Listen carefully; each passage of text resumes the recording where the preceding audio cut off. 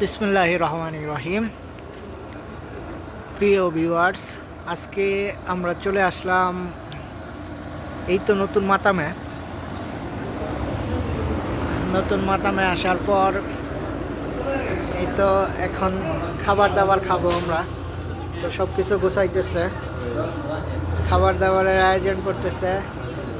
আছে মহিন ভাই, তাহেরি, তারপর মামা, তারপর আছে চাচা, আছে স্বনামধন্য ওলেমা একরাম আমাদের রুবেল মামা, আছে জসিম মামা, তারপর শাকিল, আর আমি তো আছি একটু বেশি না।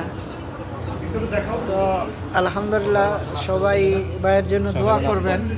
ভাইয়ের নতুন মাতাম আমরা আসছি উদ্বোধন করার জন্য। এই তো সবাই দোয়া করবেন যেন ভাইয়ের মনের ইচ্ছাগুলো আল্লাহ তাআলা পূরণ করে, ভালোভাবে যেন দোকানটা চালাইতে পারে। সকালবেলা বেশি লাগবে না।